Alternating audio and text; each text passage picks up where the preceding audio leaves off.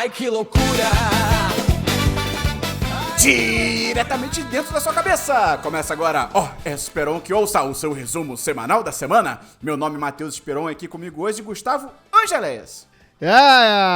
Boa noite, eu ainda não me acostumei com essa introdução, com essa frase, mas ficou muito boa. Boa noite, Esperon. Boa noite. Cara, chegamos ao episódio 30. Trintamos. 30 é o quê? É 30º? O que é? 30º? Não. 30º episódio, nós trintamos. Então, por causa disso, eu vou trazer aqui 30 dicas de filmes. Não, tô sacanagem. Não vou, não. Cara, eu queria falar que essa semana aqui pra gente abrir, o meu Twitter foi suspenso de novo. Você acredita nisso, cara? Caraca, cara. Então. Que confusão você arranjou aí? Pior que eu acho que foi por causa de confusão mesmo. A galera do cinema no Twitter. Mas não foi nada demais, não. Tava um pessoal falando que uma lista de filmes que eles botaram, tipo, os pôsteres, né, e tal. Falando que, esses filmes são Pedro Certeza Score. Pra querer dizer que é, tipo, um filme de norme. Eu fiquei tipo, gente, gostem das coisas que vocês quiserem gostar, sabe? Não fiquem ligando pra opinião de gente idiota que fica querendo, sabe, fiscalizar a opinião dos outros e tal. É muito bobo isso. Aí, não sei, devem ter me denunciado, aí caiu. Só que aí hoje eu descobri que voltou. E não entendi. Eu recorri e tal, mas não recebi nenhum update e tal, então não entendi o que aconteceu, mas acho que voltou, mas é muito doido. Aí isso me lembrou, Gustavo, que eu acho que eu nunca contei aqui no podcast a história de o que aconteceu com o meu Twitter original. Posso contar? Claro. Então, eu tinha uma conta no Twitter, que era uma conta... Assim, eu vou dizer que é uma conta grande, porque eu já li que a média das contas no Twitter é tipo, sei lá, menos de 500 seguidores, tá ligado? Mas não, era grande sim. Era grande e era uma conta relevante, inclusive, porque você tipo, tinha muito seguidor grande e tudo mais, assim, Sim. Você usava como sua principal rede social. Sim, na época era exatamente isso. Tinha 15 mil E foi seguidores. construída né? com muito suor? Pô, eu tinha desde 2008 aquela conta, né? E aí, o que aconteceu? Eu um dia descobri que o horário de verão ia acabar. Estávamos durante o governo Bolsonaro, aquele governo, né, ótimo, excelente, de qualidade, tal, que não deixou ninguém morrer na pandemia, enfim. E aí, descobri que o tal inominável, né, o mochila de criança brasileiro, ele ia acabar com o horário de verão. E eu sou muito fã do horário de verão, porque eu gosto do dia, eu sou uma pessoa que eu prefiro o período diurno, né, tá tudo claro e tal. E aí eu fiquei bolado com essa situação. E eu tuitei. Eu dei um quote, né, na notícia, né? Eu comentei em cima da notícia sobre o fim do horário de verão. E eu comentei tudo em caps lock. Eu vou mamar. Eu vou mamar o presidente. Não, pode falar. Não, é que pode ser que transcreva. O Spotify às vezes transcreve o episódio. Eu não quero. O YouTube também às vezes transcreve, eu não quero arriscar. Mas falei que eu ia mamar o presidente. Entendeu? Mas assim, eu ia mandar o presidente jogar no Vasco. Obviamente, eu não ia gastar meu réu primário por causa do horário de verão. Ainda mais com ele, né? E seriam outros temas e tal. Talvez a gestão na pandemia, enfim. Então, mas era uma hipérbole, né? Alguém na maldade, e aí descobri depois que isso realmente aconteceu, alguém na maldade denunciou como ameaça, agressão e tal. E aí o Twitter derrubou minha conta. E eu argumentei, falei, gente, é uma hipérbole, é um meme e tal, não sei o quê. Não adiantou, o Twitter manteve a suspensão na conta. E é muito doido, porque era uma época que o Twitter tava meio maluco com essa questão de bot identificando automaticamente as coisas. Eu lembro na época de ler um caso no Japão de um cara que ele tweetou que ele ia mamar um mosquito. E aí a conta dele foi suspensa porque o bot identificou o mamar e, já era. E aí foi muito doido, porque na época eu cheguei a processar o Twitter, porque como o Gustavo falou, parece bobeira, mas assim, era a minha rede social principal. Eu tava começando a fechar publi pelo Twitter, tava começando a ser chamado pra algumas coisas legais por causa do Twitter e tal. Não tinha Instagram, assim. Então eu realmente processei. A gente chegou a ganhar. Aí eu não sei como é que funciona exatamente, mas é como se fosse assim, a gente ganhou a primeira instância, e aí o Twitter tinha até, digamos, às 6 horas de sexta-feira pra recorrer, né, da semana. Cara, quando deu tipo 17h59, ou melhor, 17h99, quando deu 17h99, parecia que eles não iam recorrer e tal, o Twitter recorreu, aí meio que subiu pra uma segunda instância, não sei, e aí o juiz deu, aí sim, né, nessa segunda etapa, deu ganho pro Twitter e acabou. E aí eu nunca engoli essa suspensão, acho um exagero, cara, até porque eu vi coisas muito piores sendo tweetadas depois, e a conta nunca foi, e contas não eram suspensas, ou no máximo a pessoa até era suspensa, mas assim, por 3 dias, uma semana e tal, e não, a minha conta foi banida pra sempre. Até hoje me dói, porque eu gosto muito da vibe do Twitter, eu gosto muito do imediatismo no Twitter, de conversar com as pessoas e tal, e bem ou mal, pô, o Twitter seria muito interessante pra ter hoje em dia, especialmente pra gente divulgar, por exemplo, as lives, cara, porque é um bagulho muito instantâneo. Então, você divulgar aqui, tá tendo live agora. Pô, pra um público de 15 mil pessoas, faria muita diferença, né? Então, até hoje, mano, eu tenho um comichão, assim, às vezes eu falo assim, cara, de repente, quando um dia eu tiver tempo, e talvez um pouco de dinheiro, entrar de novo com o processo, ver o que dá pra fazer, mas mais pra divulgar mesmo, sabe? Mas enfim, ao mesmo tempo também é bom, porque o Twitter é um ambiente muito tóxico, né, Gustavo? É, muito tóxico. Eu também tive meu Twitter suspenso, né, cara? Isso me doeu muito, faz um ano. E eu não sei exatamente o que aconteceu. Eu tenho uma suspeita de que é por causa daquela extensão do Chrome que você indicou para usar o TweetDeck quando entrou o Elon Musk. Ele proibiu as pessoas de usarem o TweetDeck porque ele queria cobrar. Para quem não sabe, o TweetDeck é uma ferramenta para visualização de tweets, né? Era muito mais organizado, você conseguia ver as coisas em tempo real ali. Eu usava dividir muito. Em colunas, desde que eu comecei. Né? Você divide em colunas, aí tem as menções, a home, notificações, é bem legal. Eu uso até hoje. Eu comecei a usar o Twitter quando eu descobri o TweetDeck, assim. Eu falei, cara, isso é uma possibilidade. Aí pra mim mudou. Eu usava como trabalho quando eu tava trabalhando com jornalismo e tudo mais.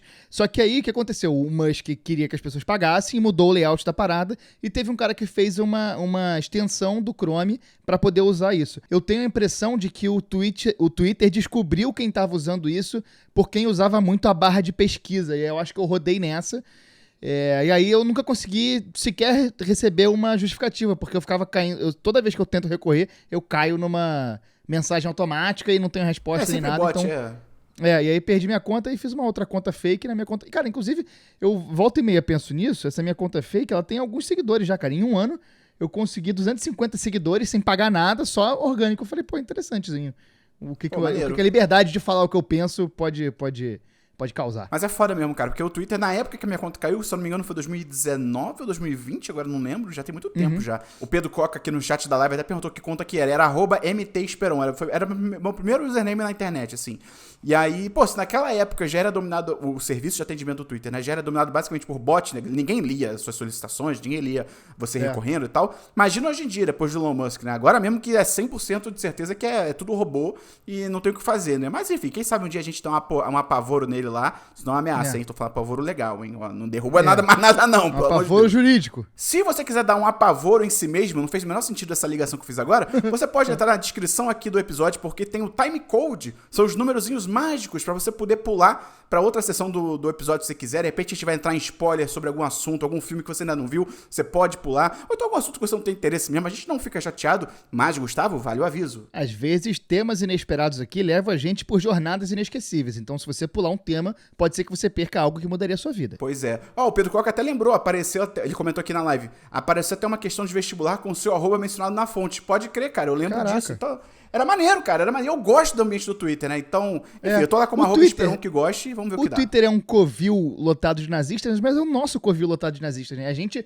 construiu aquilo lá, tipo, existe uma comunidade do Twitter que é uma galera que se seguia, que sempre se seguiu ali e que tem carinho por aquele lugar, apesar de todos os problemas devidos ao capitalismo e às vendas do Twitter e tudo mais. Até a venda pro Musk era um lugar ruim, mas aceitável, né? Depois que aí desandou o caldo legal. Não, e se você filtra bem também, primeiramente, as pessoas que você segue, né? É muito legal. Cara, o Twitter é muito bom pra você pegar notícia. Até hoje eu uso muito pra isso, assim, de ver notícia, no meu caso, é mais sobre filme sério e tal. E também, cara, quando você aprende a usar, e aí leia, quando você aprende a ignorar os idiotas, ajuda muito. Bloquear. Cara, porque, e bloquear sem dó. Eu tinha uma época que eu não bloqueava, que eu ficava assim, não, mas aí se eu bloquear, a pessoa vai ver que eu bloqueei, ela vai ver que eu senti, sabe? E aí foda-se, cara. Foda-se, bloqueia, silencia, caguei. Então, a pessoa foi minimamente grosseira com você pra baixo, bloqueia, um abraço. Esse mesmo, essa última treta mesmo que eu tava comentando, que nem sei se foi uma treta mesmo, mas que eu defendi os filmes Norm, né, a opinião da pessoa gostar do que ela quer gostar, sem medo de ser fiscalizada. Já chegou uma galera assim, não sei o que, querendo falar mal de mim, ou querendo me xingar. Amigo, eu só bloqueei, ignorei, tipo assim, tchau. Cara, tanto que um tempo atrás no podcast eu fiz aquele quadrinho da lista de blocos pra mostrar que, cara, bloqueia por qualquer coisa que a sua vida vai melhorar. Pensa o seguinte, se essa pessoa fala a sua opinião dela ao vivo, ou fala desse jeito que ela tá falando ao vivo, qual seria a sua reação? Não seria se afastar? Bloqueia, não é... Eu acho que a gente que tá há mais tempo na internet, a gente que é mais idoso nisso aqui, a gente tem meio que uma etiqueta no sentido de que, tipo, bloquear parece uma coisa muito grave, sabe? A gente tenta remediar um pouco a situação, mas não, gente, hoje em dia não dá mais pra entrar nessa. Bloqueia mesmo que fica pra lá, e aí um abraço. Isso vale pra tu, qualquer rede social, gente. No Instagram eu faço muito isso, cara. A pessoa chega num vídeo meu sendo babaca, eu respondo, fica com Deus, emoji de coração. Eu respondo, fica com Deus você também, pra todos os comentários, eu bloqueio, silencio e, cara, acabou. A melhor coisa, cara, você ser o dedo nervoso no gatilho do bloqueio é a melhor coisa pra sua sanidade mental online. E a melhor coisa pra você também que tá ouvindo esse podcast é acompanhar a gravação do podcast ao vivo, toda sexta-feira, 7 da noite, no canal Esperon, que goste. Caraca, eu anotei errado aqui na pauta, calma aí. Esperon que goste, que é o nosso canal no YouTube. E lembrando também que, além disso, você pode dar a sua notinha pro nosso programa. Para agora, nesse momento, você que tá ouvindo o podcast, realmente, para agora, pra você não esquecer, pega o celular, dá uma notinha, um joinha, uma avaliação, mais 5 estrelas pra gente. Bastante gente tem feito isso no Spotify, tá ajudando muito. E falando no Spotify, você também pode deixar um comentário no episódio do Spotify. A gente tá sempre lendo, a gente tá sempre respondendo, é muito legal. E como o Gustavo sempre fala, isso tem ajudado muito a nossa divulgação no podcast, ao nosso crescimento do podcast. Então, muito obrigado por quem tem comentado. E um abraço agora no nosso momento, Faustão, lenda. Tu lembra como é que ele lia? Cara, era um papel muito escroto, era um papel todo dobrado. Era muito bizarro, né? Então, um abraço pra quem comentou no último episódio, que foram Joana Cardoso, Aninha, André Medeiros, Gabriel Penteado, Luiz Carlos, Uou! Pedro Araújo, Juliana Gonçalves, Luan Figueira, Matheus Patucci, Davi Duff, Rafaela Rico, Bianca Lira, Bruna Félix, Eloy Sati e Gabriel Vigini. Muito obrigado, galera. Se você quiser ter o seu nome mencionado aqui, é só você comentar lá no Spotify. Deixa eu comentar. Pedro Coca, caravana do Spotify. Exatamente. Porra, boa, hein? Eu vou anotar aqui pra trazer semana que vem. Calma aí. Teve uma vez que eu assistia Faustão às vezes, né? Você tá com vergonha de falar? Tá, Guilty Pleasure? Eu assistia também, Não, era muito bom. A galera hoje em dia não vai entender, né? Os jovens hoje em dia não vão entender o que é Pedro você Kiss nem sabe quem é Faustão. algo que você é obrigado. É o navio de Teseu humano. A gente assistia as coisas que estavam passando. Exato. A gente assistia as coisas que estavam passando, então. Às vezes a gente assistia e teve uma vez que ele mandou um abraço pra galera da minha escola. Um abraço pra galera da Escola Parque. Eu falei, meu Deus. Que maneiro. Sabia que a Xuxa já deu um beliscão na minha prima? É mesmo? A minha prima, quando era criança, ela foi numa gravação em um dos programas da Xuxa. Eu não sei se era o Mundo... Sei lá, eu nem lembro os nomes, mas enfim. Ela foi numa gravação, e aí teve algum momento que acho que ela foi tirar uma foto, tipo, abraçada com a Xuxa, assim, tipo... A Xuxa foi e deu um beliscão nela, tipo, de graça. Caraca. Gratuitaço, assim. Xuxa, aqui você não está convidada pro Esperão que ouça, Xuxa. Gustavo, pra gente começar aqui nosso giro de notícias da semana, deixa eu trazer, cara, toda a treta que rolou na Premiere Mundial de Wicked 2, Desafio em Tóquio, que rolou aqui em São Paulo. Fui convidado, estive lá, estive presente, fui testemunha de tudo que aconteceu. Eu queria mandar um abraço aqui pra Universal, que me chamou e tal. Cara, basicamente assim... rolou na terça-feira aqui em São Paulo um evento que só lá eu descobri que ia ser a primeira exibição do Wicked 2 no mundo. Muito foda, assim, pro Brasil. Acho muito, muito legal, né? É um filme que tá sendo super aguardado e tal. Né? Wicked, pra quem não tá ligado, é aqueles filmes... É o segundo filme, né, no caso, baseado naquela peça da Broadway, que é baseada num livro, né? Que ele meio que conta uma outra história sobre o Mágico de Oz. É meio que uma história que se passa antes... E aí tem uma hora que ela se passa em paralelo e ela se passa um pouco depois, assim, né? Meio que é uma história realmente paralela ao clássico do Mágico de Oz, né? Com a Glinda, a Elphaba, que são as bruxas e tal, o próprio Mágico de Oz, etc. E aí, já começou meio tretoso esse evento, né? Porque a Ariana Grande, né? Não confundia com a irmã dela, a Ariana Pequena, ela não veio pro Brasil, ela estava confirmada, tal como Lady Gaga, né? Ela não vem mais. E inclusive ela falou devastated. ela falou de outro jeito, mas assim, as palavras estavam lá, né? O Brasil, I'm devastated, tava lá, né? E ela não veio. E aí já começou num clima meio não muito amistoso com a galera, porque a desculpa, assim, o motivo que ela deu, né, desculpa tem muito juízo de valor. O motivo que ela deu foi que, deu um problema no avião que a gente ia vir pro Brasil, e aí eu ia vir no mesmo dia do evento, e acabou que a gente não consegue mais pegar outro avião, porque pra eu ir num jatinho particular, tem que ter um aviso de 48 horas para as autoridades brasileiras, não sei o que lá, pra pegar autorização. E aí todo mundo ficou meio assim de sobrancelha levantada, porque, pô, cara, assim... Aquela famosa frase, quem quer dá um jeito, tá ligado? Mas se você é literalmente uma milionária com um estúdio bilionário por trás. Então, assim, é meio que a impressão... Tipo assim, se ela quisesse pegar um avião comercial de primeira classe, ela vinha na hora seguinte, né? Pois é, tanto que a Cynthia Erivo, que faz a Elphaba, né, a Wicked, a atriz Wicked, ela veio no voo comercial, tanto que tiraram foto, tipo, a aeromoça, comissário de bordo, tiraram foto com ela, assim, na moral, assim, no avião, sabe? E também falando que a Ariana Grande, ela tava na mesma cidade que a galera que veio de avião. Então, assim... Esquisito, no mínimo, né? Eu sei que a Ariana Grande tá ouvindo aí, é grande fã do nosso episódio, também não quero cagar na cabeça dela, né? I don't want to shit on your head, Ariana. Mas, Ariana Big. Mas, assim, ficou esquisito. Ficou um clima esquisito e tal. E aí, no evento, o evento em si, eu que participei do evento, foi bem legal, tava bem organizado. Tinha fila, mas, assim, era um evento grande pra caralho, então não tinha muito o que fazer. Mas depois que entrou... muita gente foi, cara. Muita gente foi.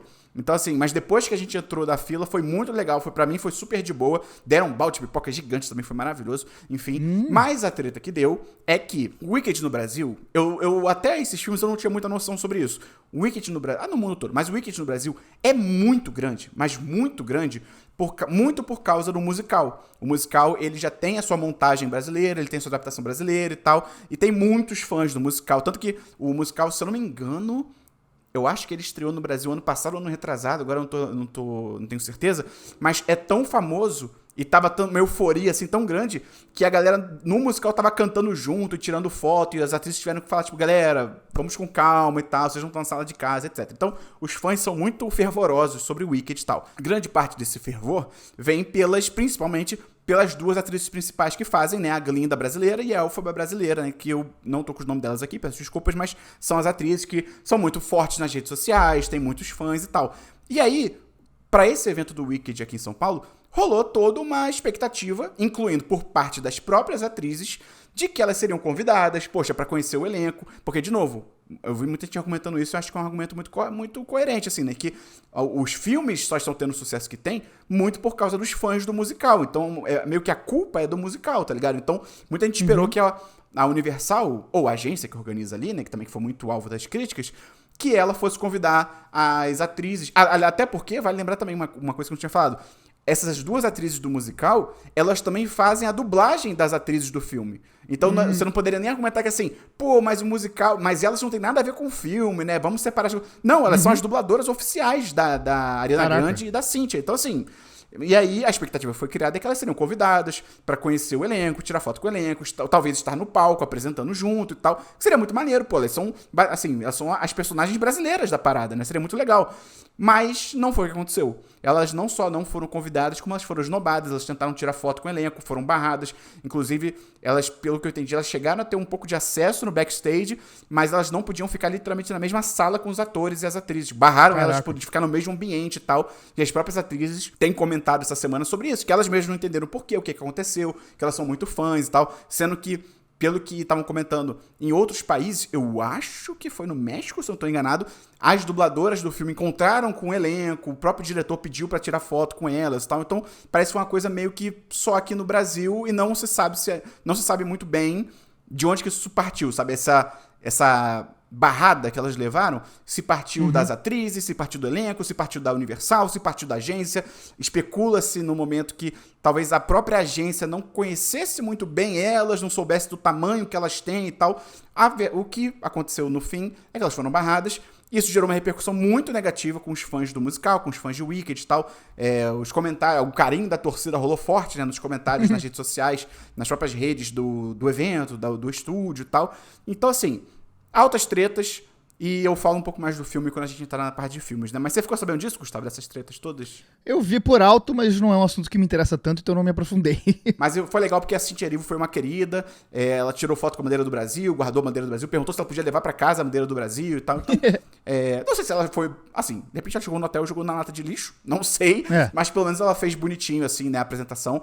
E a Gloria Groove tava lá e ela cantou umas músicas do filme, né? Tem aquela Desafiando a Gravidade, que tem aquele uou, uou, uou, e também aquela do Popular, né? Popular, I wanna be popular. Ela fez uma versão pagode das músicas ao vivo, muito legal, foi muito legal. Sou muito fã. Foi maneiríssimo, cara, foi maneiríssimo.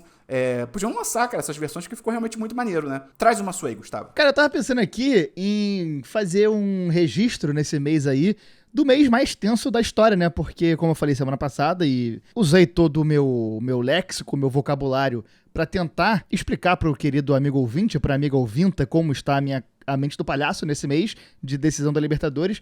E aí eu fiquei pensando em trazer aqui mais ou menos o que tem se passado na minha cabeça, fazer umas crônicas aqui semanais e tal, mas eu não vou fazer isso não. Porque essa semana eu dei uma desanimada, não estou largando o barco, mas assim, o último jogo do Flamengo foi bem broxante, que foi um Flamengo em São Paulo, que teve um jogador que fez merda, que ele foi expulso de maneira completamente imbecil.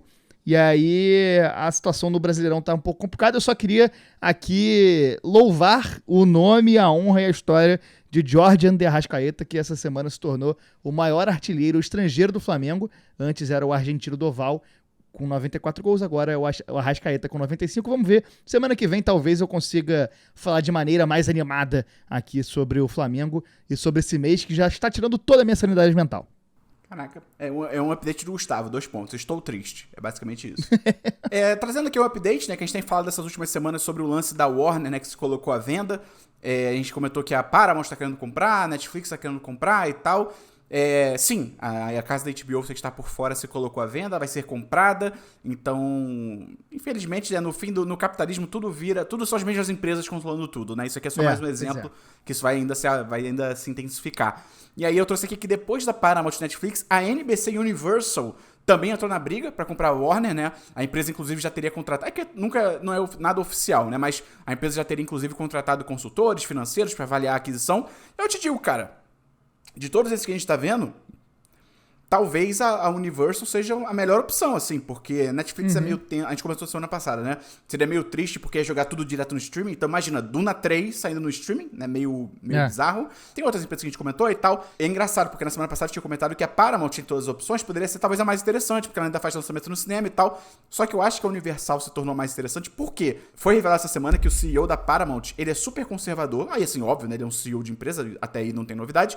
Mas ele, inclusive, teria uma lista de atores que ele considera woke demais e principalmente, abre aspas, anti-Israel, porque se posicionam contra o massacre, né, o genocídio na Palestina, e ele fez uma lista de atores, diretores, produtores e tal, que meio que são barrados de trabalhar na Paramount. Então, se ele comprar a Warner, esse tipo de pensamento imbecil vai ser levado pra Warner também, né? O Pedro Coca acabou de comentar, James Gunn já ia estar fora. Exatamente, entendeu? Então, a Paramount e pra essa galera, qualquer coisa é anti-Israel, né? Se você fizer qualquer crítica ao psicopata do Netanyahu, pronto, é anti-Israel, acabou. Tipo, ei, galera, talvez a gente não devesse estar deixando crianças morrerem de fome numa área toda destruída e terraplanada. Tipo, é complicado, né? Então, a Paramount foi de, tipo, uma das menos piores para a pior de todas aqui. Então, prefiro até Netflix nesse momento, mas vamos ver se a Universal aí consegue fazer um lance bom de novo. Melhor caminho era ninguém ser comprado. Mas, já que alguém tem que comprar, tomara que seja a Universal, porque eu acho que ajudaria, inclusive, a questão do streaming, porque a Universal lança muita coisa legal, só que ela não tem streaming aqui no Brasil. Ela tem lá fora, mas ela não tem streaming aqui no Brasil. Então, talvez ela usasse a própria HBO Max, né, e tal. Mas, enfim, por qualquer novidade, a gente traz aí nas próximas semanas. Ainda falando de tretas e problemas aqui, essa semana, cara, o ator brasileiro Lucas Amorim acusou Hollywood de fechar as portas para, abre aspas, brasileiros e latinos. A treta que tá rolando aí, porque esse Lucas Amorim, eu não conheço ele, eu não conhecia ele e tal, só conhecia essa parada toda que tá rolando, porque ele tava já há um tempo, agora não sei se é já há uns anos já, fazendo campanha pra ele mesmo ser escalado como o Ace de One Piece. Esperão, quem é esse? Não faço a menor ideia. Esperão, você viu? Não, eu não conheço nada, só vi a série da Netflix. Mas enfim. O Patucci não tá aí, ele que é nosso especialista em One Piece. Pô. Mas o Ace, ele é um cara meio parecido com esse ator, é um pouco parecido com o biotipo do Ace, e aí ele tava fazendo campanha pra ele ser escalado, ele se gravou fazendo uns testes e fazendo algumas... enfim, ele se gravou pra enviar, pra escolherem ele e tal, e acabou que essa semana foi revelado que o escolhido pra ser o Ace, na terceira temporada, que nem estreou ainda, né, vai estrear a segunda, já confirmaram a terceira, o Ace acho que vai estar na terceira, foi confirmado que vai ser o Xolo Maridueña, que de nome você pode não conhecer, mas é o Besouro Azul, é aquele ator que fez Besouro Azul, ele fez Cobra Kai, ele é muito legal, ele é muito carismático, ele é muito legal, inclusive estavam dizendo aí que ele tava de par romântico com a Bruna Marquezine na época do filme e tal, enfim, que a Bruna Marquezine tá no filme, né, você lembra disso, cara? Que loucura esse rolê, né? Lembro, o filme é bom? É maneirinho, cara, é bem maneirinho. Não é um drama iraniano, não é um Shrek 2. Lógico. Mas é bem legalzinho. Cara, assim, ainda mais se você comparar com a maioria das coisas que a DC tava lançando antes de ter o reboot, né, com o James Gunn, é excelente. Aí sim vira um Shrek 2. Mas enfim, recomendo, cara. Bem divertido. Ele tava em campanha e ele meteu essa, né? O Hollywood fechou as portas pros brasileiros, é preconceito com a gente. Só que assim, cara, primeiro, ele tá falando que Hollywood fechou as portas pra latinos. O Xolo é latino. Tipo... Não, e aí é loucura, porque assim... A quantidade de latino que eles estão aproveitando, tipo, porra, Pedro Pascal, Wagner Moura. o Oscar Isaac, o Wagner Moura entrando. Tipo, eles estão se aproveitando dessa onda latina pra bombar as paradas. Então, assim, isso não é verdade, né? Não, e aí tem outro fato que é também que, assim, cara, desculpa, todo o respeito ao Lucas Amorim, nada contra, um abraço pra ele que tá vendo a live aí. Quem é você perto do Xolo Maridueña? Se eles podem contratar o Xolo, que bem ou mal é um cara, é ator de Hollywood, é um cara que já tem uma fanbase muito grande e tal... Eles não vão contratar? Tipo assim, entendeu? Aí ficou meio esquisito essa situação, né? Não que provavelmente Hollywood tenha questões com latinos. Provavelmente tem, mas talvez não seja por isso que você não foi escolhido. Pois é, exatamente. Aí só ainda falando de Brasil rapidinho, eu adiantei antes de a gente começar a gravar nesse assunto que o Agente Secreto, ele bateu o recorde de salas de cinema no Brasil, né, de circuito exibidor, né, porque o longa do Kleber Mendonça Filho tá em 730 cinemas e 1.400 salas, um recorde entre os lançamentos de 2025. Aí, pra comparação, ainda estou aqui ano passado, estreou em 459 cinemas e 776 salas. Então tá bem, um circuito bem maior e tal. E como eu falei, eu não gostei tanto do filme, mas assim, foda-se a minha opinião. Legal pra caramba, ele tá com uma distribuição boa, tá tendo uma penetração legal nas salas de cinema. E de novo, que eu reforcei antes de a gente começar a gravar o podcast. Vá ao cinema assistir, estreou essa semana, tá em cartaz. Eu não gostei tanto, mas muita gente tá adorando, muita gente tá dizendo que é o melhor filme do ano. Então, de repente, você vai assistir e gostar, e aí é cinema brasileiro. Vale sempre dar uma chance, né? É bom saber isso, né? Tipo assim, criou-se um senso comum de que o brasileiro não vai ao cinema, de que o brasileiro não valoriza o cinema nacional. Se fizer direito, o brasileiro vai no cinema, assim, sabe? Uma das grandes... Eu critico bastante os filmes do Kleber Mendonça e tal, até mais cedo eu critiquei a postura dele, e aqui, não sei se foi na live ou no podcast, mas de qualquer forma ele é um cara que trabalha muito bem o marketing do filme, né, cara? Isso é um mérito muito grande dele, ele consegue fazer os filmes dele terem hype pra caramba. Total. E aí, esse hype acaba levando as pessoas ao cinema, e isso é algo que é muito... pode ser muito produtivo se outros produtores do cinema aprenderem com o Kleber Mendonça como fazer isso, né? Pois é, exatamente. Cara, a gente falou aqui um tempo atrás, eu não vou fazer ligação nenhuma, mas a gente falou aqui um tempo atrás sobre a nomeação do Zoran Mandani para ser o candidato democrata às eleições de Nova York, e nessa semana rolou a eleição de fato. Então, assim, se você é ouvinte ou ouvinta do Esperon que Ouça, você já estava sabendo um pouco dessa história nessa semana. Você assistiu as notícias e lembrou da gente, porque falou, o Gustavo e o Esperon falaram disso um tempo atrás, já estava um pouco mais atualizado no assunto. Filho de indianos e nascido em Uganda, o Mandani foi eleito com mais de 50% dos votos contra o cara que já tinha sido derrotado por ele nas primárias, o Andrew Cuomo, que era o candidato dos bilionários, inclusive do Trump. Também tinha um republicano doidão de boina na disputa também, mas que não chegou a 8% dos votos. O Mandani vai ser o primeiro prefeito de Nova York nascido no exterior, é um imigrante, e ele fez questão de ressaltar isso, e nesse momento dos Estados Unidos... Uganda, né?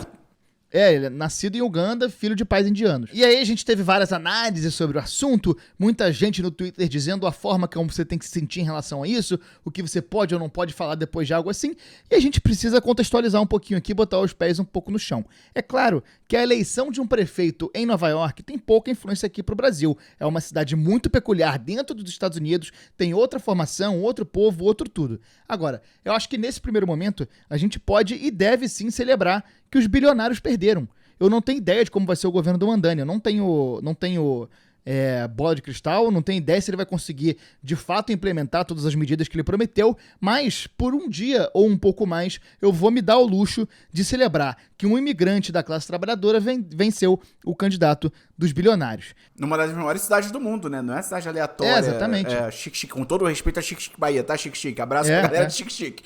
Mas assim, é uma cidade muito grande, né? Uma cidade muito importante, né? Muito, muito importante, assim. E se ele é mais de esquerda ou de direita que a minha trozoba de óculos, isso pouco importa. As pessoas têm uma necessidade gigantesca de fazer hot takes, de dar uma opinião definitiva sobre algo que nem tá claro ainda. Então, assim, vamos aguardar um pouco para ver como vai ser o governo dele e daí tirar as conclusões que precisam ser tiradas. O que a gente já pode analisar, porque o ciclo se encerrou, é a campanha feita por ele. Eu acho bem provável que a gente tenha, nas eleições do ano que vem, vários candidatos aqui no Brasil tentando emular um pouco do que ele fez muito bem, com uma comunicação simples, direta e eficiente. Só que eu quero ver quem vai...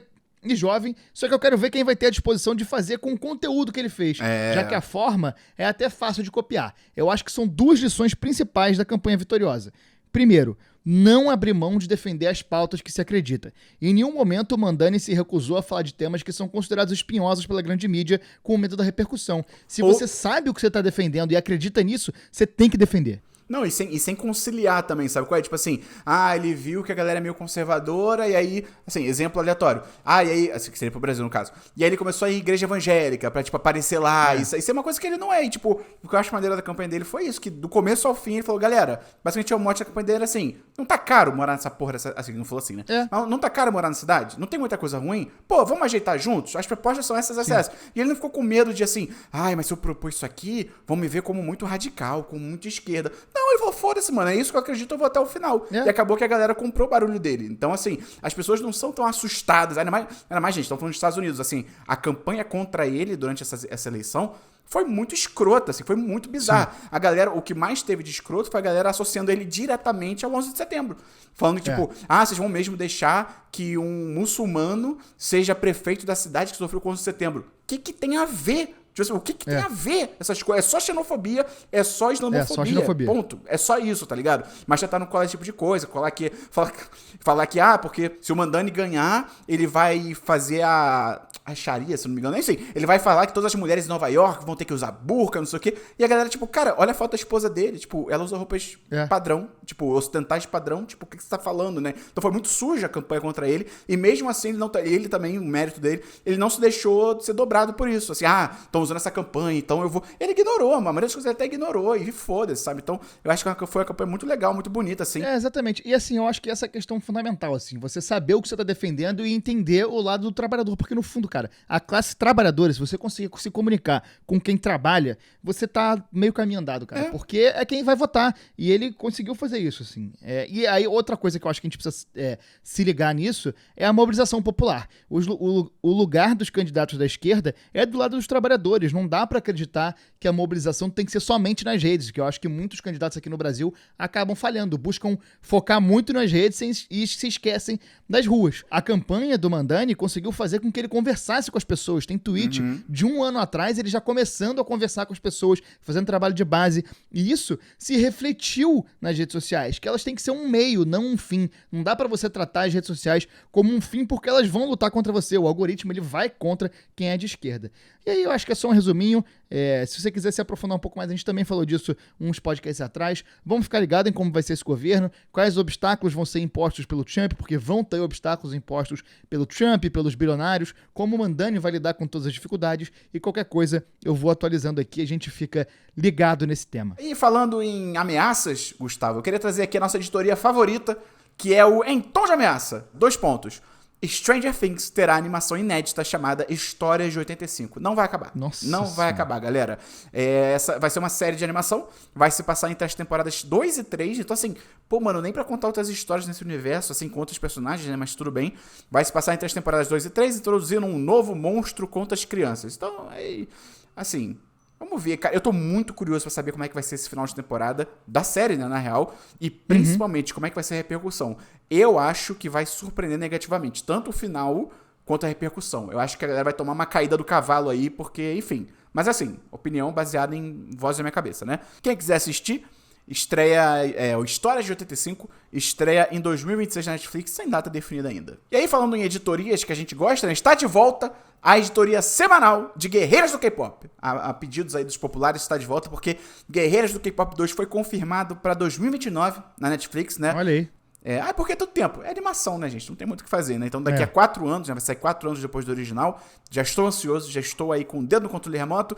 E outra notícia também envolvendo Guerreiras do K-Pop, que o grupo Huntrix, né, que são as cantoras lá a banda fictícia da animação, que talvez não seja mais tão fictícia, recebeu 4 indicações ao Grammy, né, que é o Oscar da música, né, levou a indicação, né, a indicação de música do ano pra Golden, melhor canção escrita pra mídia visual, melhor performance pop do grupo e melhor gravação remixada, mas a galera ficou mordida porque tem eu não entendo nada de música, não entendo nada de Grammy, né, mas falaram que tem uma categoria chamada gravação do ano, que parece que é meio que no mesmo naipe de canção do ano, assim, né? Meio que é o mesmo prestígio, talvez. E Golden ficou de fora. E a galera tá assim, porra, esnobada braba, né? Então, é aquilo, galera. Depois que See You Again, do Wiz Khalifa, foi rejeitada no Oscar, que inclusive é uma música muito boa, aquela música da despedida do Paul Walker, depois que essa música foi esnobada, porque é só Velozes e Furiosos, mas valeria muito a pena, teria que ser indicada musicão. Nada mais me surpreende no mundo da música, né? E, Gustavo, o que não me surpreende também é a nossa desquerida Sydney Sweeney, que essa semana ela deu uma entrevista pra revista GQ, lá fora nos Estados Unidos.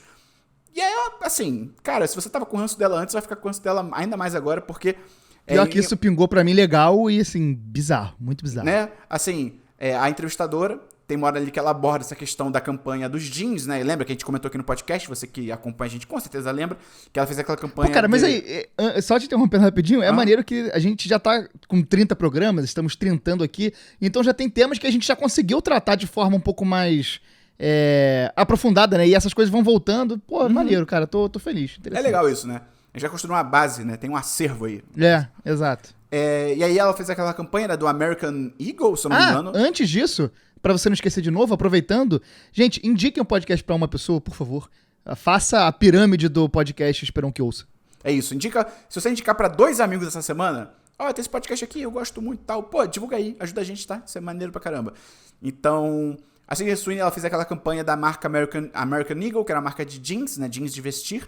E aí toda a campanha era uma brincadeira bem de mau gosto, no mínimo, e talvez não tão brincadeira assim, dela falando que ela tem good jeans, que é um trocadilho ali, meio uma sonoridade parecida, que pode ser tanto bons jeans de roupa, ou jeans de genes em inglês, né? E aí tem toda essa questão da supremacia branca, ela é uma mulher branca, loura, de olhos azuis, os Estados Unidos tá esse caldeirão essa pororoca de chorume, da direita, de conservadorismo e tal, então pegou muito mal, e desde que essa repercussão aconteceu, ela se faz de desentendida, ela se faz de bobinha, não sei o quê, e nessa entrevista a sonsidade dela não foi diferente, porque a entrevistadora levantou a bola pra ela, tipo, então, teve a repercussão, né, até o Trump comentou, não sei o quê, meio que, eu não lembro exatamente palavra por palavra, mas ela meio que assim, e aí, o que você acha disso tudo? Meio que assim, e aí, é a sua chance de, pô, gente, tem nada a ver, né, tipo, dela se desvencilhar dessa questão e realmente se posicionar. E ela simplesmente meio que só riu e desconsiderou, assim, pode crer, né, que loucura, as pessoas enxergam pelo em ovo, né? Basicamente, a entrevistadora falou assim, você quer se desvencilhar dos supremacistas brancos? Ela, não. Não, obrigado, tô bem. Foi isso. Tô legal, tô satisfeita. Isso. Então, aí, assim, o que eu vi também é meio bizarro, que, caraca, a jornalista não dá uma na canela, né, cara? Que porra é essa, gente? Você tá com a possibilidade de tipo, incomodar o entrevistado. Que papel de jornalista merda é esse que você vai fazer? Só levantar a bola pra pessoa, sabe? Pelo amor de Deus. Pois é, complicado. Mas, o que não é complicado é você deixar um comentário agora no Spotify com o quê, Gustavo? O que a pessoa comenta pra gente no Spotify hoje? Jamona! Não, isso é de sacanagem. Ninguém vai saber escrever isso. Não, refaça. Tá. Tem que ser isso? Vai ser. Pode ser. Ou pode ser Jamona. Tá. Você que chegou até aqui no programa, comente Hihi. H-E-E. Faça que nem o Little Michael, nosso querido Michael Jackson. Porque essa semana saiu o trailer do filme do Michael Jackson, né? Que se chama só Michael. Anotei aqui na pauta. É a biografia do Michael Jackson, né? Que inclusive a gente já comentou isso em outros podcasts, mas reforçamos aqui que é muito maior do que Taylor Swift. Porque os fãs malucos de Taylor Swift, insanos, né, abrindo as portas do hospício, ficam falando que a Taylor Swift é maior do que o Michael Jackson, não sei o quê. Galera, vocês não têm noção do que era o Michael Jackson. É inacreditável. O cara formava... A multidão que foi pro show da Lady Gaga formava com o cara na sacada dando oi pra galera. Era um bagulho inacreditável. O cara foi um fenômeno, então... Obviamente, era questão de tempo, né? Até demorou, se você parar pra pensar, né? Pra sair um filme sobre a vida dele. E aí é muito doido, cara, porque saiu o trailer e assim, na verdade é mais, a gente até sempre brinca, né, que tem teaser que parece trailer, tem trailer que parece teaser, porque não mostra muita coisa. Esse, na real, foi mais um teaser, até porque o filme tá longe pra caralho ainda, o filme só estreia em abril do ano que vem, então tá muito longe, né? Mas ele, inclusive, sai agora em outubro, foi adiado pra abril, por quê? Porque esse filme tá envolto em várias polêmicas, né, não só o Michael Jackson em si, que era uma figura polêmica, né, bem ou mal, porque... Sim. Eu até trouxe isso num podcast há um tempo, né, que, cara, basicamente eles gravaram a primeira parte, iam ser 2 filmes, né? A primeira parte ia meio contar a ascensão dele, a segunda parte ia entrar nas polêmicas, o julgamento dele sobre as questões de pedofilia e tal, né? Lá do rancho Neverland, na terra do nunca dele.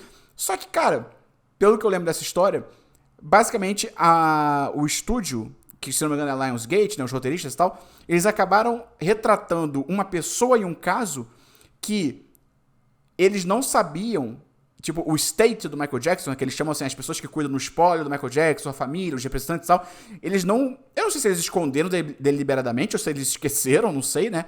Mas assim, esse caso específico, né, que foi resolvido na justiça e tal, ele tava sob sigilo e assim, e tem uma cláusula que ele não pode ser retratado, assim, em filme, em nada, assim, não pode ser abordado, é um bagulho secreto e tal. E o filme simplesmente fez todo o final dele em cima desse caso. E aí, depois de gravar, depois de editarem tudo, eles descobriram que, ops... Se a gente fizer isso, a gente vai tomar um processo violento, o filme não vai poder ser lançado e tal. E eles tiveram que regravar todo o final do filme. Tipo, regravar tudo, assim, do zero, tá ligado? Tiveram que repensar, porque não é só, tira um personagem e bota outro. Não, porque o filme tinha sido todo feito em volta desse caso. Então, eles tiveram que realmente não só regravar, mas reescrever, roteirizar de novo, repensar e tal. Então, deu uma merda gigante, por isso que foi adiado. Inclusive, agora, nem se sabe mais se vão ser 2 filmes. Inclusive, o líder de filmes do estúdio, né, da Lionsgate, ele tentou explicar de um jeito muito bizarro, porque perguntaram pra ele, né, se vai ser um filme só ou se vão ser 2. E aí ele comentou assim, ainda não estamos prontos para confirmar se teremos um segundo filme, mas posso dizer que o time criativo está trabalhando o máximo para lançar mais de Michael depois do primeiro filme. Ou seja, é a declaração de Schrödinger. Ele fala que não vai ter, mas que eles estão trabalhando para ter. Então, assim, ninguém sabe, nem os caras sabem o que está acontecendo. O que eu imagino é porque, como acho que o projeto deve ter ficado muito caro por causa das regravações, provavelmente eles vão esperar o filme sair em abril, e pelo que já se sabe, esse primeiro filme realmente, o primeiro ou talvez único, né? Ele vai contar a ascensão do Michael nos anos 80, então vai até ele se tornar o rei do pop, ele não vai entrar ainda nas polêmicas e tal, então acho que eles vão esperar o filme sair em abril, se o filme for bem, faz a segunda parte, se for mal, ignora e finge que era só isso desde o começo, né? Mas enfim, vamos descobrir no dia 24 de abril de 2026 nos cinemas. Michael! A única coisa que me assusta desse filme é que é do mesmo produtor de Bohemian Rhapsody, que eu não gosto nem um pouco. Isso é em tom de ameaça. Quando aparece no trailer do produtor de Bohemian Rhapsody, em tom de ameaça. Mas então, quando eu vi o nome do filme, eu falei, caralho, fodeu, é do cara que dirigiu. Aí não, é só do produtor. Talvez o produtor não interfira tanto, mas mesmo assim já fica aquela tensão. Quem quiser comentar aí no Spotify também, comenta, Michael, eles não ligam pra gente. Ai, cara, então, eu queria saber imitar duas pessoas, o Silvio Santos e o Michael Jackson, cara. Seria demais. Mas enfim, eu só trouxe esse trailer, cara. Essa semana saíram mais trailers, mas eu confesso que eu não assisti. Semana que vem eu compenso, vou trazer mais trailers pra gente. Mas o que você pode fazer agora, se esperar a semana que vem, é entrar na Vizinhança do Esperon, nosso grupo de apoio mensal recorrente, pra você ajudar a gente a continuar produzindo conteúdo, seus produtores de conteúdo independente favoritos, que eu sei. Não se faça de difícil, eu sei que somos seus favoritos, porque a partir de R$5 por mês, você ajuda a gente a continuar fazendo podcast, continuar fazendo vídeo, e você entra no grupo da Vizinhança no WhatsApp, nosso grupo exclusivo para quem apoia a gente lá no Catarse. Então é catarse.me/Esperon, tem link na descrição. Vai ser um prazer te receber lá, porque você vai começar diretamente comigo, com o Gustavo, com toda a nossa comunidade, com o Igor Palopoli, com a nossa Gabi Marques querida. E, cara, tá sendo muito maneiro. Inclusive, nós estamos tendo nesse momento a votação do Troféu Regina Cagarras, que vai ser a nossa premiação pra galera que é membro ou membra lá da nossa vizinhança. Então nós temos, por exemplo, melhor pessoa da lista com menos strikes. Tem pessoas que recebem strikes. Tem melhor tier list das nossas lives. Vizinho com melhor fofoca, melhor influência da vizinhança. Não tem só eu. Cara, tem melhor saída do grupo, muito bom.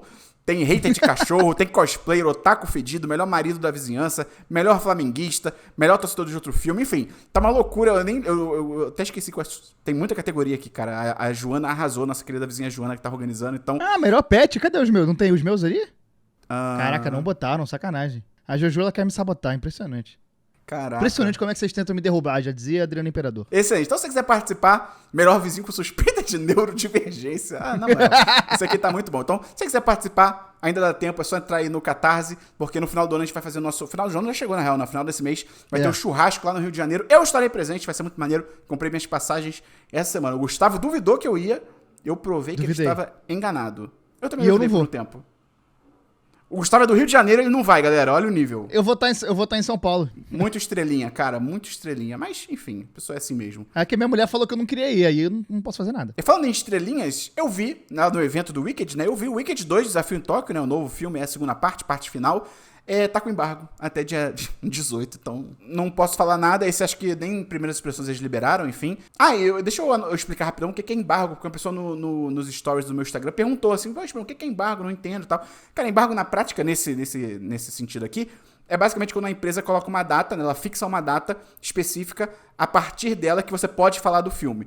E aí, é basicamente algumas questões de marketing. Às vezes, a gente já comentou isso aqui em alguns episódios também, né? Às vezes é questão de marketing, pra, tipo, todo mundo começar a falar junto de alguma ação que eles estão fazendo pra divulgar o filme. Às vezes é um cagaço, né? Se assim, não é regra, tá? Não é regra. Mas às vezes, assim, o filme estreia, digamos, no dia 20.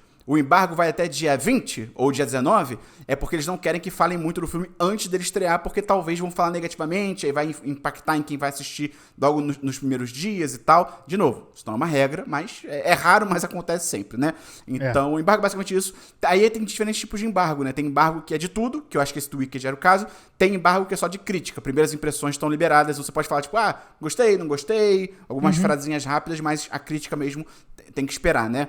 Então, o Wicked estreia dia 20 de novembro nos cinemas, o embargo vai até dia 18. Façam o que vocês quiserem com essa informação, eu não posso falar nada.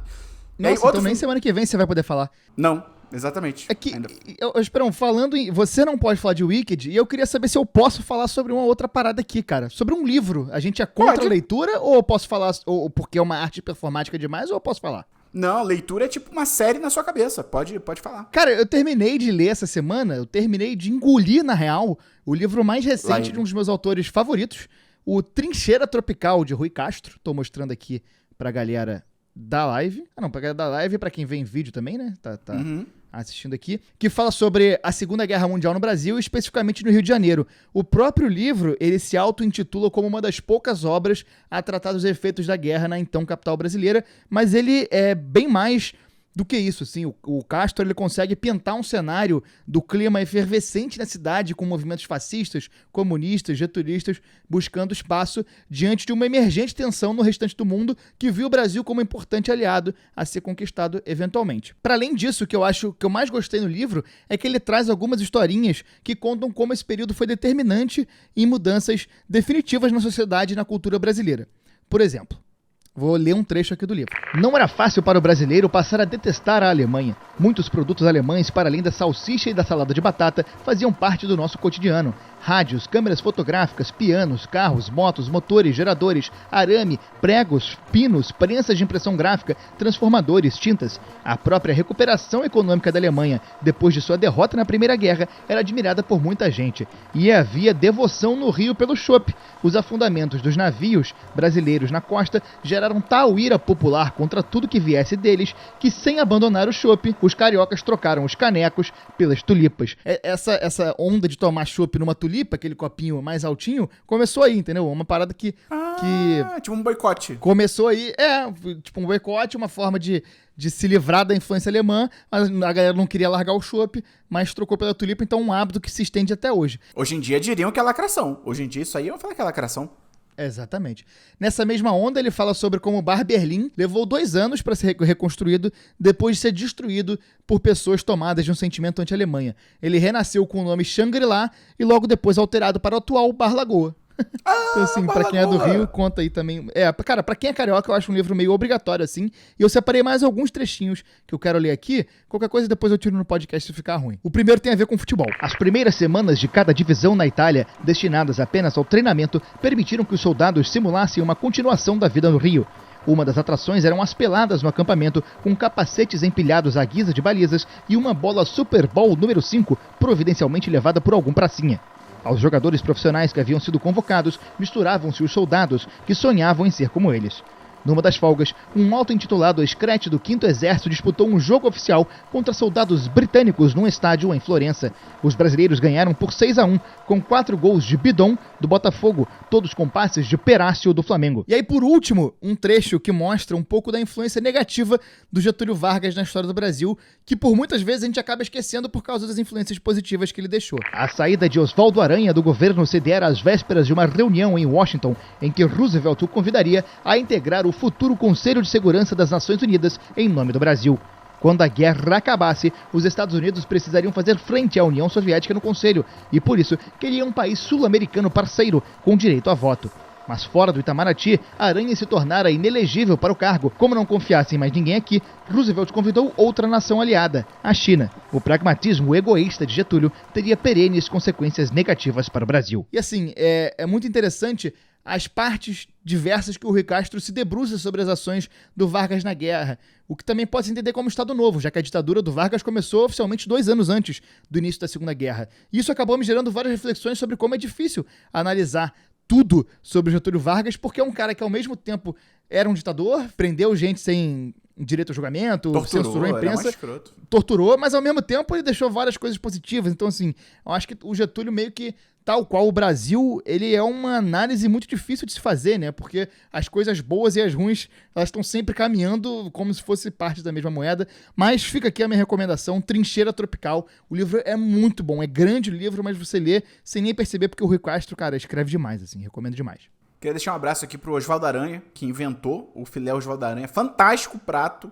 Grande Fantástico prato. Cara, no Rio de Janeiro, umas coisas que eu mais gostava de fazer era ir num braseiro, tipo um Garota da Gávea, Garoto de Ipanema, alguma coisa assim, e pedir um Oswaldo Aranha, que era um bagulho muito bem servido. Aí vem com arroz de brócolis, batata, farofa batatinha de ovo. portuguesa. Puta que pariu. Porra, é bom demais, cara. Enfim.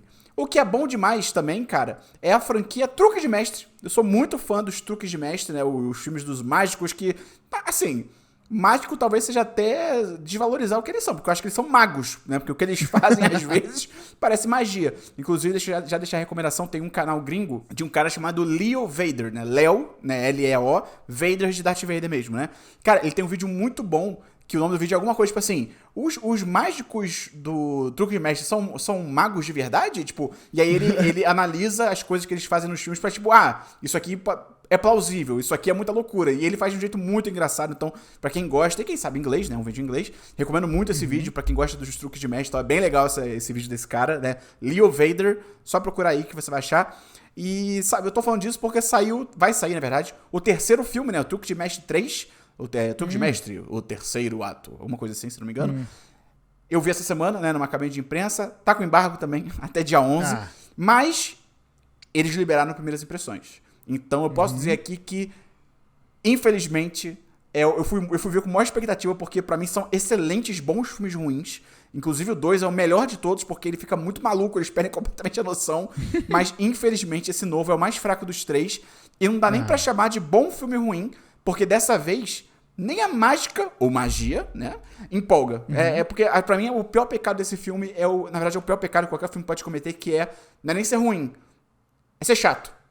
Mas, enfim, trago mais o review completo. Eu trago esse sim, dá pra trazer na semana que vem, tá? Ele estreia Truque de Mestre 3, estreia dia 13 de novembro nos cinemas. Semana que vem, né? O que dá pra dizer, Gustavo, é que eu revi De Volta pro Futuro, pela sei lá qual vez, porque eu revi no cinema, cara. Foi muito legal, porque eu tive a oportunidade de ver no cinema, porque o UCI aqui em São Paulo inaugurou umas salas deluxe num shopping aqui de São Paulo, e me convidaram lá pra assistir, e aí eles foram passar o De Volta pro Futuro, porque De Volta pro Futuro tá fazendo, acredite se quiser, 40 anos de lançamento. Cara, eu vi que você postou no Instagram, qual filme tá fazendo 40 anos? Aí eu pensei, 40 anos? Qual filme é de 75? Aí eu parei pra pensar, não, cara, 40 anos é 85 85. Já. Pois é, 40 anos, mano, 85. E, cara, só queria dizer aqui que, pra mim, é um filme perfeito. Inclusive, ele talvez seja, entre os filmes que são perfeitos, ele periga ser o filme mais perfeito de todos, porque é inacreditável, cara, é inacreditável o que o Robert Zemeckis fez nesse filme. É muito legal você rever, né, já sabendo o que acontece na história, porque, cara, a construção do universo, as dicas que eles colocam, assim, né, de coisas que vão acontecer e tal, tem umas coisas muito sutis que voltam depois e tal, é muito foda, cara. Quem não viu, assim, pelo amor de Deus, dever de casa, cara, tem que assistir, é um dos melhores filmes de todos os tempos. Tem que assistir. Você nunca assistiu? Cara, é a 15ª vez que você se choca com isso, só desde que a gente começou a gravar o podcast. Cara, vai no cinema. Se eu não me engano, ele tá em cartaz, porque tá comemorando 40 anos. É muito maneiro ver no cinema. Veja dublado. Engraçado, me perguntaram no Instagram se ele tava com a dublagem clássica. Foi até bom, porque quando a sessão começou, eu fiquei assim, será que vai ser legendado ou dublado? Eu, no geral, gosto de filme legendado. Mas o De Volta ao Futuro, ele tem a dublagem muito boa. E aí, graças a Deus, foi dublado que eles passaram. Aí, quando o cara me perguntou se era dublagem clássica, eu falei que sim, porque pra mim eu reconhecia a dublagem e tal. Mas não, acho que não é a primeira dublagem. É a dublagem que tem o Manolo Rey, a voz do Homem-Aranha e tal. Então, é a dublagem clássica que eu conheço, que eu assisti quando eu era mais novo. Então, recomendo ver dublado. É excelente a dublagem desse filme. É muito clássica, muito tela quente, muito sessão da tarde e tal. Muito legal. E o que eu acho doido desse filme, cara, que sempre me surpreende, é que tem um plot dele basicamente querendo pegar a própria mãe. Eu acho isso muito assustador. Eu acho isso muito assustador. Bem freudiano da parte dele. E eu não lembrava tanto que, assim, pra mim, eu lembro que a mãe dele fica afim dele, né? Porque a mãe dele é nova também e tal. Só que, assim, tem os momentos que ele fica tentado a pegar ela, cara. Eu não lembrava disso. Tem os momentos que ele fica olhando pros peitos dela, tipo assim, não, melhor, será que eu vou? E eu fiquei assim, que isso, cara? Tá maluco? Que porra é essa? Mas, enfim. E aí, Gustavo, o que eu estava com uma expectativa de ser tão bom, talvez não tão bom quanto De Volta ao Futuro, porque seria impossível, mas que eu tava com uma expectativa muito grande de ser legal, que era aquele filme Quando o Céu se Engana, que é aquele filme do Keanu Reeves, de Anjo, né, que ele é um anjo que ele inicialmente só cuida de pessoas que usam o celular enquanto dirigem, né, um anjo da guarda e tal, mas ele quer fazer coisas maiores, ele quer mudar a vida das pessoas, ele quer ajudar, e aí um dia ele encontra o Aziz Ansari, que inclusive é o diretor do filme também, né, o ator lá do Parks and Recreation, o Master of None, série fantástica da Netflix, que ele dirigiu também, ele criou. E aí ele encontra o Aziz Ansari, que ele é um cara fudido, que tá morando no próprio carro, é um pobretão, não tem perspectiva de vida e tal, tá naquela gig economy, né, dos Estados Unidos, né, então trabalhando, fazendo bicos, aplicativos e tal. E ao mesmo tempo ele também encontra o Seth Rogen, que ele faz o papel de um tech bro, um cara meio Faria Lima, investidor, ricaço e tal, não sei o quê. E aí basicamente o Keanu Reeves ele quer ajudar os dois, ele quer ajudar mais o Aziz Ansari, e ele faz uma proposta ali que acaba trocando a vida do Aziz Ansari com a do Seth Rogen, né? Então o Aziz Ansari fica momentaneamente com aquela vida de rico, e o Seth Rogen fica com a vida do fudido, e aí o filme se desenrola a partir disso, né? Basicamente aquela ideia do anjo vai mostrar que a sua vida vale a pena ser vivida e tal, não sei o quê. Cara, é muito doido porque, assim, primeiramente, é um filme de comédia, nem todas as piadas encaixam, tem piadas melhores e piores, as que encaixam até que são muito boas, mas tem algumas que não encaixam. O ritmo do filme no começo, principalmente, ele é um pouco esquisito, assim, é um pouco arrastado, um pouco, não sei, não combina tão bem com a vibe do filme, mas tava legal porque ele tava indo por um caminho muito maneiro, e com essa premissa, né, do anjo, que vai mostrar que a vida do fudido, na verdade, é uma vida muito legal, não sei o quê, ele tava indo por um caminho muito legal, mas aí chega no final e ele se acovarda, assim, completamente. Parece que muda a equipe do filme. E ele faz um final super chapa branca, super previsível até. E eu quero entrar em spoilers sobre isso pra falar. Mas não vai ser agora, calma. Você que tá aí lavando louça, você que tá com o celular, eu vou avisar ainda, não é agora. Mas vai se preparando pra pular, se você não quiser spoiler desse filme. Eu dou um 3 de 5. Eu acho que tem coisas boas, tem coisas ruins, mas acabou sendo uma decepção. Eu esperava muito mais, porque a ideia do filme é muito legal. Ele tá nos cinemas atualmente, quem quiser assistir tá nos cinemas e tal. Então vou entrar em spoiler aqui pra criticar com propriedade, tá? Vamos lá, hein? Vou entrar em spoiler sobre o Quando o Céu se Engana, o filme do Keanu Reeves, do Seth Rogen e do Aziz Ansari. Vamos lá, hein? 3, 2, 1. Lembrando que você pode pular, se você quiser. Olha como é que eu faço? Vai na descrição, tem o timecode, pula pro próximo filme, beleza? Cara, o que acontece? Essa ideia, né, de que o anjo vai mostrar pro Aziz Ansari que ele é um fudido, não, a sua vida vale a pena ser vivida e tal, não sei o quê. Aí é muito maneiro porque assim que ele troca, né, dá a vida de rico pro Aziz Ansari, o Aziz Ansari fica assim, essa é a melhor vida que eu poderia ter, que se foda, minha vida era uma merda. E o Keanu Reeves, tipo, não, mas você não sente falta da sua... Não, claro que não, tipo, sabe, eu tô na minha piscina aqui em casa agora e tal. E aí o filme ele vai por um caminho de meio que dizer que dinheiro faz diferença, tipo, dinheiro importa, sabe? A gente quer ficar com esse discurso. Na verdade, gente, vamos combinar. O discurso de que dinheiro não traz felicidade é um discurso que pessoas ricas criaram para que pessoas pobres não fiquem chateadas demais. É óbvio que o dinheiro, literalmente o dinheiro por si só, ele não traz felicidade. Mas você vai sofrer em Paris. Você paga suas contas, você vive bem. Não, e tem muitos problemas que são causados pela falta de dinheiro, né? Então, porra, você dizer que o dinheiro não traz felicidade, mas o dinheiro resolve muitos problemas que trazem tristeza. Então, exatamente. Caralho, como é que fica aí nessa história? Então tava muito maneiro porque o filme tava indo por esse caminho. Aí rola uma situação que, pra destrocar de vida, né, o Seth Rogen fica puto, obviamente, né, porque ele perdeu a vida foda que ele tinha. Ele meio que acorda ali, se toca o que tá acontecendo. Mas pra eles trocarem de vida, ele estabelece uma coisa que eu achei interessante, que o Aziz Ansari tem que querer voltar. E ele tem que querer voltar a viver a vida dele. E ele não quer, obviamente, porque, porra, né? Sou rico agora, vou voltar a morar no meu carro, vou voltar a não ter dinheiro e tal. Tava muito maneiro, o filme tava indo por esse caminho, que eu fiquei assim, cara, que maneiro eles irem por esse caminho, assim, né? É mais original do que aquela parada mais previsível de que, não, olha, eu sou rico, mas agora a vida não é tudo isso. Eu sinto falta da minha vida. Não, os caralho, não nada a ver. Só que aí acontece o que eu falei, o filme se acovarda completamente. Ele meio que parece que ele lembra que ele tem que acabar, e ele meio que força o Aziz Ansari, quase que literalmente força o Aziz Ansari a querer voltar pra vida antiga dele, e aí eles voltam porque ele, eu quero viver a vida antiga. Peraí. Chegou um alerta da Defesa Civil em tempo real. Eu tava ouvindo alguém falar aqui, eu fiquei, que porra é essa? Caraca. No celular do ladrão aqui que eu tenho. Mas, de chuva? De chuva. Caraca. Enfim. E aí meio que o filme dá uma forçada de barra foda pro Aziz Ansari querer voltar pra vida dele. E aí termina o filme, cara. É isso que eu falei, né? É super chapa branca de tipo, não, valorize a vida que você tem, vale a pena, mesmo que você seja um pobre fudido, você não ia querer trocar com um rico. E o pior de tudo, Gustavo, o cara que é rico, eles botam uma cena no final do Seth Rogen, né? Que ele tá no board de uma grande empresa, uma empresa de investimento e tal, não sei o quê. Botam ele no board lá da empresa com os outros executivos falando assim, não, a partir de agora a gente vai mudar os nossos jeitos, porque a gente tem que valorizar mais as pessoas que estão lá embaixo, na cadeia da empresa, não sei o quê. E você fica assim, vendo isso, viu, cara... Até parece, sabe? Tipo, conta outra, sabe? Que o cara milionário ia ficar com peninha dos outros, sabe? E aí é escroto até porque... É escroto mesmo, porque até parece que os milionários de hoje em dia não sabem que as pessoas estão fodidas, tá ligado? Exatamente, cara. Então, assim, é muito chapa branca, assim. E é engraçado porque tem até uma cena que, no final, eles trocam de vida de volta, né, pras vidas originais, e eles mantêm essas memórias do que aconteceu e tal. E aí, eu pensei assim, porra, então pelo menos o Seth Rogen vai... Porque eles ficam... Geral fica amigo no final. O Keanu Reeves também tem uma hora que ele perde os poderes de anjo, ele tem que viver como humano e tal. Todos eles ficam super amigos juntos, né? E aí eu fiquei assim, no final, pelo menos, então, o Seth Rogen vai, sei lá, vai chamar o Aziz Ansari pra morar na casa dele, porque ele sabe o que o Aziz Ansari tá passando, né, e tal.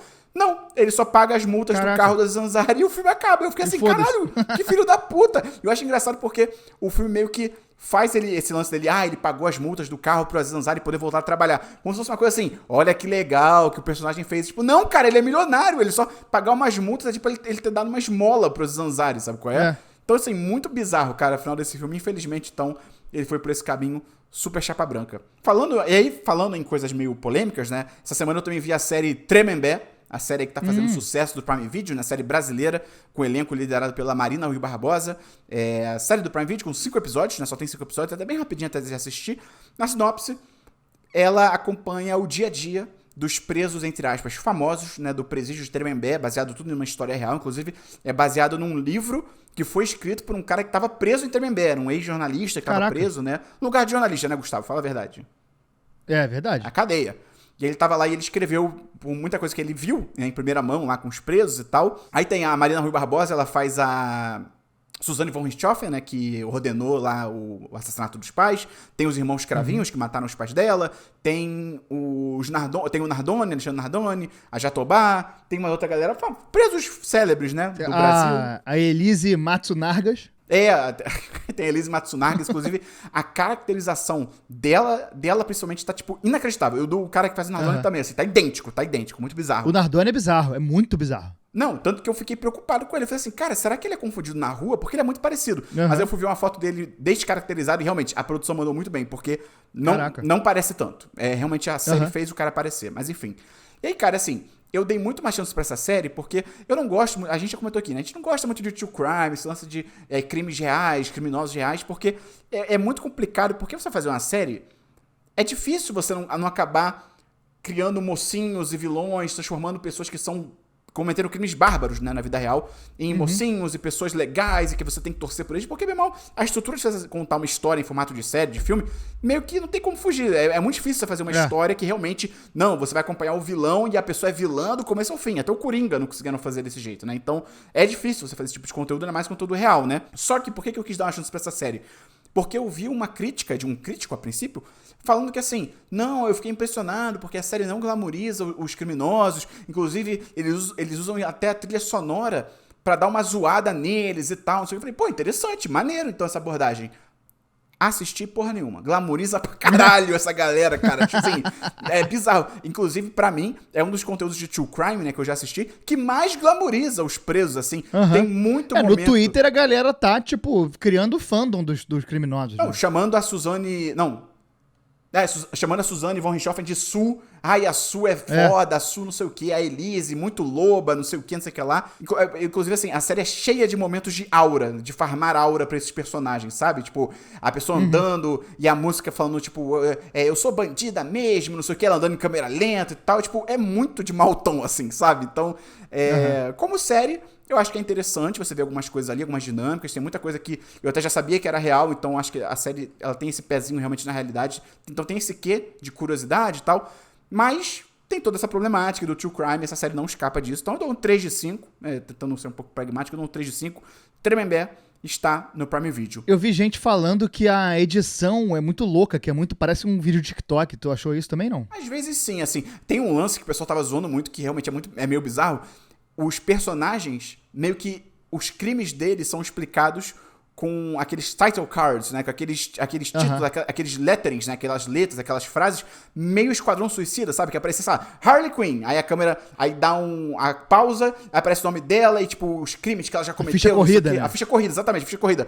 Fazem isso com esses personagens. Então, assim, é muito esquisito, porque tem hora que, sei lá, tá 2 personagens conversando, você não sabe meio quem é, aí pausa e aparece, tipo, fulana de tal... Gravou as irmãs sendo nananã e vendeu para pessoas que gostam desse tipo de vídeo infantil, sabe? E você fica assim, caralho, do nada, né? Então, é muito esquisito, cara. É muito esquisito, mas... Esse crime, inclusive, é bizarro, né? Eu não sabia da existência dele. A mulher é uma mulher que vendeu o vídeo das irmãs menores sendo... abusadas. Enfim, cometendo crime... abusadas, e aí vendeu... pra uma galera que consome esse tipo de vídeo, e essa galera falou não, essa galera criminosa falou não, peraí, vamos com calma. Tá demais, tá demais. Ela foi denunciada pelas piores pessoas do mundo. Os próprios caras, né, que consomem esse conteúdo horroroso, falam tipo assim, não, até a gente tem limite, sabe qual é? exatamente. Bizarro. Mas enfim, Tremembé, quem quiser assistir, tá lá no Prime Video, né? E o que tá nas suas mãos é a chance de classificar o aplicativo. Quer dizer, não. Sim. E o que tá nas suas mãos é a chance de classificar o podcast. Acho que entrou, né? Tu deixou, seu safado, você deixou esse erro. É você classificar o podcast aí no seu aplicativo. Se você não parou aquela hora, para agora rapidinho, porque isso ajuda a gente pra caramba. O episódio não acabou, tá? Tem mais um filme, mas a gente tá fazendo essa estratégia aqui agora. Lembrando também que tem a nossa vizinhança, catarse.me/Esperon, pra você entrar no nosso grupo do WhatsApp exclusivo pra quem apoia. Vem conversar com a gente, vai ser muito legal te receber. Tem link aí na descrição, beleza? Então, pra gente fechar agora, Gustavo, o último filme aqui que eu assisti essa semana. Minto, foi semana passada, mas caiu o embargo, posso falar dele, inclusive. Perfeito. Lancei vídeo ontem sobre ele, que é o Predador, Terras Selvagens. Cara, eu amo Predador, eu amo Alien, lembrando que é tudo no mesmo universo, hoje em dia é uma loucura, né? É Blade Runner também nesse mesmo universo, mas isso é assunto para outro dia. Eu vi na semana passada numa ação muito legal que eles passaram um filme e depois levaram a gente pra jogar paintball. Caraca. Mas eu não fui, porque eu tinha que gravar uma publi, eu não pude ir, mas queria deixar aqui um abraço pro pessoal da BCBs, da Disney, foi muito legal, eles foram uns queridos, eu me desculpei lá por não ter ido, eles super entenderam, foi muito legal, parece que a ação Cara, paintball é muito maneiro, né, cara? Cara, e eu falei com um cara lá, jogo. quando eu fui recusar educadamente o convite lá no dia, né, porque eu ainda tava na dúvida se eu ia poder ir não até o dia que eu fui no cinema, eu falei isso pro cara, falei, cara, eu acho que eu não jogo paintball sem sacanagem, deve ter uns 15 anos, brother, tipo, tem muito tempo. Então, e o pessoal que foi depois me falou que foi muito legal e tal, mas enfim. Então, pô, o Predador, ele tá vindo aí de um histórico de 2 filmes recentes muito legais que eu trouxe aqui no podcast. Não, um deles só, o outro a gente não tinha um podcast ainda, que é A Caçada, que é o Predador tentando caçar uma indígena, uma nativa americana no século XVIII, muito maneiro. E o outro filme sim, que eu trouxe no podcast, que é o Assassino de Assassinos, né, que é a animação muito maneira também. E aí, os 2 filmes vieram com o mesmo diretor, que é o Dan Trachtenberg.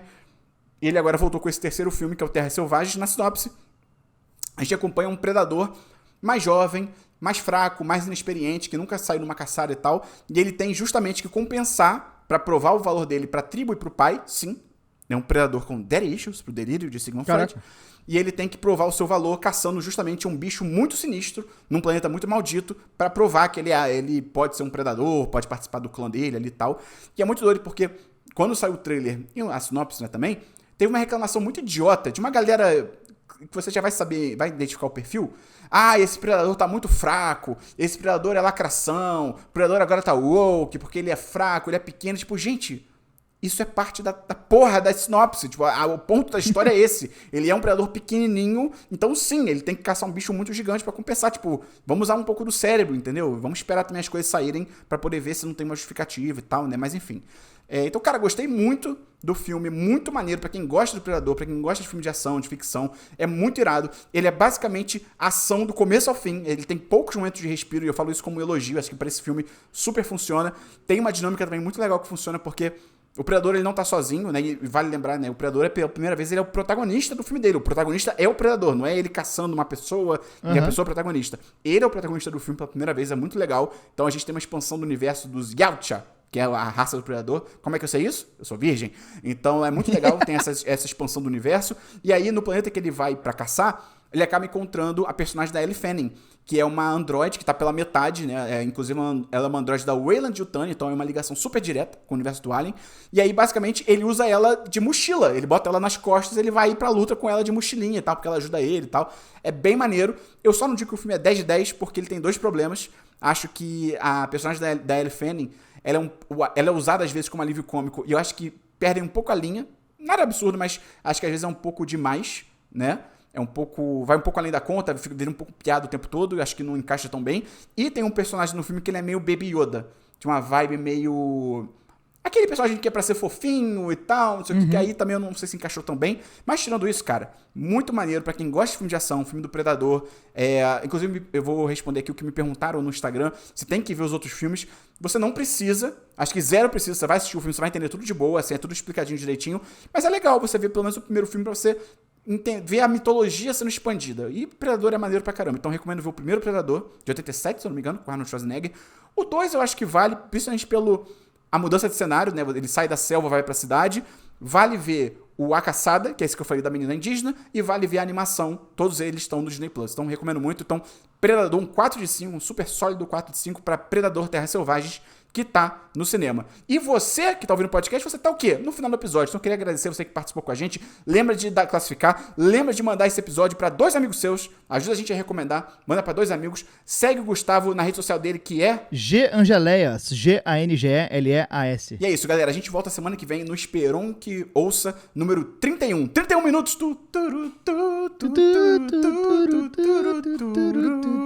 Valeu, galera, até semana que vem. Valeu!